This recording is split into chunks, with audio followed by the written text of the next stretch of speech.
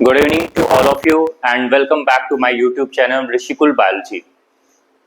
बच्चों थोड़ा याद करो, अपनी मेमोरी पर थोड़ा सा स्ट्रेस डालो और याद करो लास्ट वीडियो लेक्चर में मैंने आपको क्या बताया था। मैंने आपको ये बताया था प्रोकैरियोटिक सेल में ओनली इंक्लूसन बॉडीज आर रिमेनिंग, मतलब केवल इंक्लूसन बॉडीज प्रोकैरियोटिक सेल में बच रहे हैं, जो आपको आज के इस वीडियो लेक्चर में मैं आपको डिस्कस करूंगा। इंक्लूसन का मतलब क्या होता है? इंक्लूसन का मतलब हो जाता है इसके अलावा एक्स्ट्रा। तो इंक्लूसन बॉडीज ये प्रेजेंट हो जाती है आपको केवल प्रोकैरियोटिक सेल के साइटोप्लाज्म में। Since it's a very small topic, इसके बारे में ज्यादा डिस्कस है नहीं, लेकिन नीट के लिए इससे क्वेश्चंस अच्छे स्टैंडर्ड के पूछे जाते हैं। At least one question each year asked from this particular topic। तो आप लोग बोर्ड को देखें, इंक्लूसन बॉडीज कहां पाई जाती है। पहला क्वेश्चन तो आपका ये प्रिपेयर होता है, ये तैयार होता है। The first question is inclusion bodies are present in the cytoplasm of prokaryotic cells. जैसे reserve food material, you can observe easily here. Reserve food materials जैसे प्लांट सेल्स अपने लिए स्टार्च को रिजर्व फूड मटेरियल के तौर पर use करते हैं। Similarly gas vacuoles are also present in cyanobacteria, blue green algae में पाए जाते हैं। These are also without membrane, मतलब इसमें कोई मेम्ब्रेन नहीं होती है। These are completely membraneless structure. Okay, इसलिए मैंने इन सारे पॉइंट्स को यहां लिखा हुआ है। Not bounded by any membrane in a prokaryotic cell, inclusion bodies is a non-living substance are present in the cytoplasm of bacteria।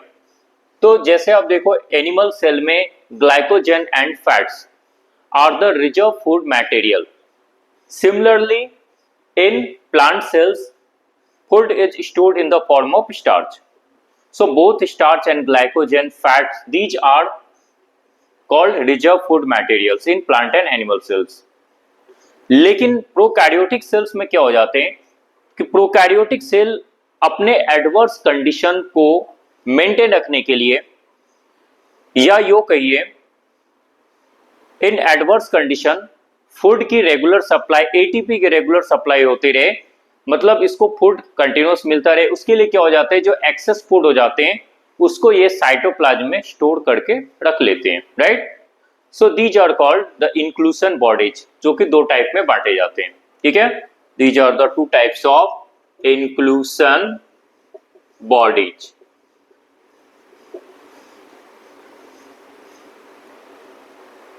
Like आप देखोगे ग्लाइकोजन इन ग्लाइकोजन बैक्टीरिया, कुछ बैक्टीरिया जैसे ग्लाइकोजन बैक्टीरिया क्या करते हैं, आप सारे बच्चे जानते हो glycogen is the polymeric form of glucose, right.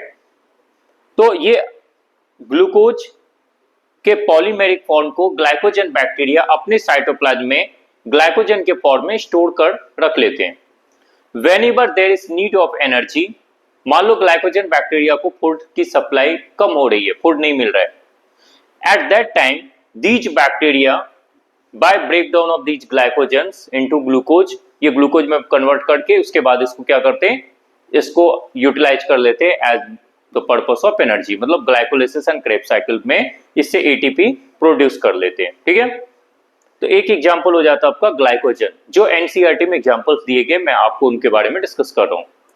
Second one is the cyanophycean granules. Cyanobacteria और blue green algae performs photosynthesis in presence of sunlight.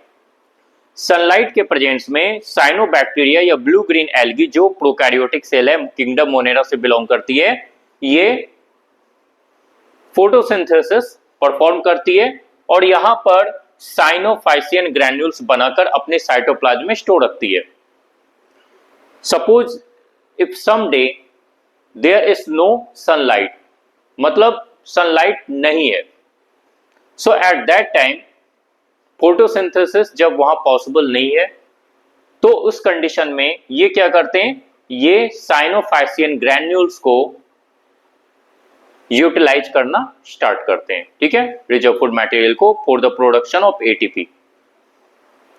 Phosphate granules in phosphate bacteria, phosphate खदानों में, जैसे कि ज्यादातर यूएसए में Yellowstone national park है जहां sulphur bacteria, phosphate bacteria पाए जाते हैं, तो ये फॉस्फेट ग्रैन्यूल्स को स्टोर रखते हैं अपने साइटोप्लाज्म में for the production of ATP and energy. एक और जो आपके एनसीईआरटी या ओल्ड एनसीईआरटी में मेंशन थी but not mentioned in the new NCERT, that is the PHB granules, poly beta hydroxy butyrate granules. तो बच्चों जैसा इसका नाम है, डिफिकल्ट सा कॉम्प्लिकेटेड नाम है, वैसे इसकी स्ट्रक्चर भी कॉम्प्लिकेटेड होती है और इसका यूज किया जाता है for the production of bioplastics. Bangalore में एक कंपनी है बायोकॉन, इसने इससे पीएचबी को से बायोप्लास्टिक्स बनाने का काम स्टार्ट किया। सो ऑर्डिनरी जो प्लास्टिक्स हो जाते हैं, जो आप देखते हो आपके घरों में यूज होते हैं, हमारे घरों में यूज होते हैं, these plastics are non biodegradable, मतलब ऐसे प्लास्टिक्स को जब आप सॉइल में डिस्पोज करते हो तो बैक्टीरिया इन्हें डिकम्पोज या डिग्रेड नहीं कर सकता है, ठीक है, मतलब बैक्टीरिया इनको डिकम्पोज नहीं कर सकते।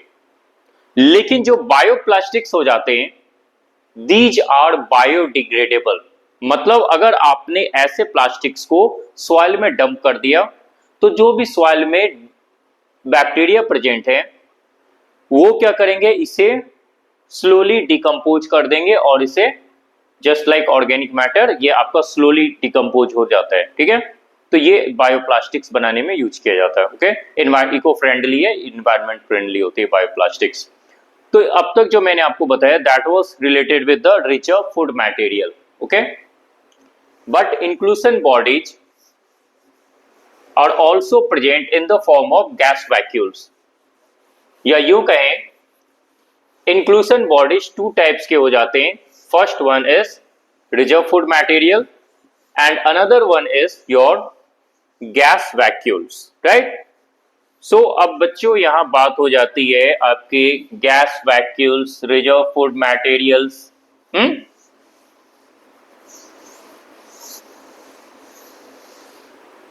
तो अब इस पे हम लोग थोड़ी सी बात कर लें, थोड़ा सा इस पर चलते हैं कि गैस वैक्यूल्स, यहां दो टर्म है, एक टर्म है गैस, एक टर्म है वैक्यूल्स और दूसरा टर्म है ये गैस। थोड़ी सी कंफ्यूजिंग है, क्या कंफ्यूजन है? Vacuoles word is always used in eukaryotic cell. आपने वैक्यूल्स जैसे प्लांट सेल में सैप वैक्यूल का नाम सुना है, एनिमल सेल्स में स्मॉल वैक्यूल्स, प्रोटिस्टन के सेल्स में कॉन्ट्रैक्टाइल वैक्यूल, फूड वैक्यूल, तो जितने भी टाइप के आपने वैक्यूल सुने हैं all are covered with single membrane, one membrane bound या single membrane bound cell organelles होते हैं। लेकिन लास्ट वीडियो लेक्चर्स में already I discuss to you any membrane bound cell organelle, फिर से मैं रिपीट कर रहा हूं, any membrane bound cell organelle is completely absent in a prokaryotic cell. मतलब तो वैक्यूल के यहां होने का कोई सवाल ही नहीं है, फिर ये वैक्यूल कैसे आ गई? तो बेटा पहली बात, ये वैक्यूल दीज आर मेम्ब्रेनलेस, इसमें कोई मेम्ब्रेन नहीं होती है, दीज आर मेम्ब्रेनलेस, मेम्ब्रेन होती ही नहीं है। तो ये क्या होती है, दिखने में वैक्यूल्स के जैसी एज्यूम होती है, मतलब लगती है वैक्यूल्स जैसी, but these are not vacuoles, these are false vacuoles और ऑल्सो कॉल्ड स्यूडो, स्यूडो का मतलब होता है false, pseudo vacuoles, or you can say these are the false vacuoles present in the cytoplasm of purple sulfur bacteria, green bacteria and cyanobacteria, okay? तो इसका नाम gas vacuoles क्यों पड़ा? क्योंकि क्या होता है, जैसे साइनोबैक्टीरिया है जिसमें ये आपके प्रेजेंट हो जाते हैं, ये सारे यूनिसेलुलर है but all cells are link together, join together, right.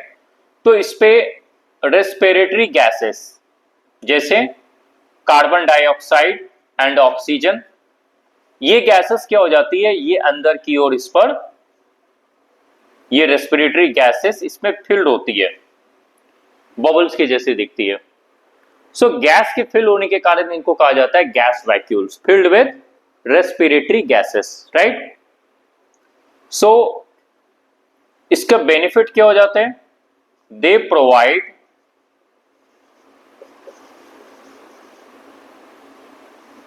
बॉयोएंसी, मतलब